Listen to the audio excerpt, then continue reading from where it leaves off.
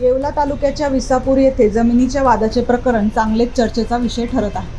त्यातच मौजे विसापूर तालुका येवला जिल्हा नाशिक येथील शेतजमीन गट नंबर 120 गट नंबर 128 या मिळकतीही जमीन दमदाटी करून व स्थानिक पोलीस व राजकारणी यांना हाताशी धरून बेकायदेशीर कब्जा केला असून गट नंबर 17 हा इनाम वर्ग 6 ची मिळकत बनावट कागदपत्राच्या आधारे जमीनवर कब्जा केलेल्या विरोधात जमीन मालक देविदास अहिरे यांनी सदर कब्जा केलेली जमीन ही सोडवावी आणि दोषींवर कारवाई करण्याचे नाशिक येथील जिल्हाधिकारी कार्यालय यांना निवेदन दिले आहे। याबद्दल अधिक वृत्त असे की मौजे विसापूर तालुका येवला जिल्हा नाशिक येथील शेतजमीन गट नंबर 120 व गट नंबर 128 या देविदास अहिरे यांच्या स्वकष्टार्जित मालकीच्या असून त्यापैकी गट नंबर 120 यावर योगेश निवृत्ती जांभळे यांनी बेकायदेशीर कब्जा केलेला असून गट नंबर 17 ही इनाम वर्ग 6 ची मिळकत असून अनुषंगाने जिल्हाधिकारी साहेब यांची कुठलीही परवानगी घेतलेली नसताना तसेच मिळकतीचे बनावट कागदपत्रे तयार करून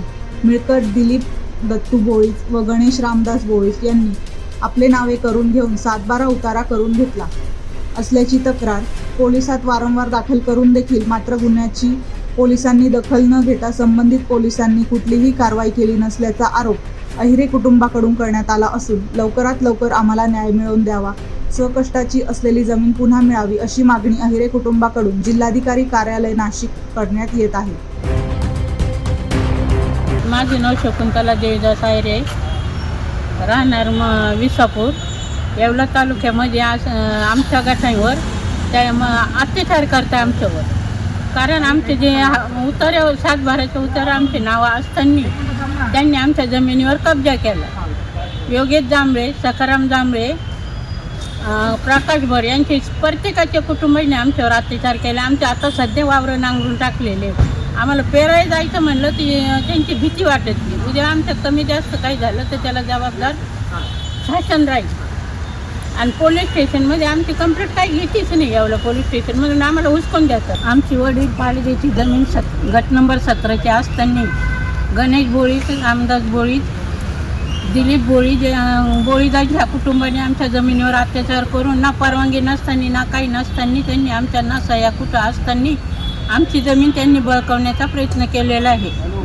कारण त्यांनी आम्हाला कुठल्याच गोष्टीचं निवेदन दिलं नव्हतं, जमीन कोणाकडून घेतली का काय घ्यायलाच नाही त्यांनी जमीन, पण हे आम्हाला खोटं समजून आम्हाला फसवतात।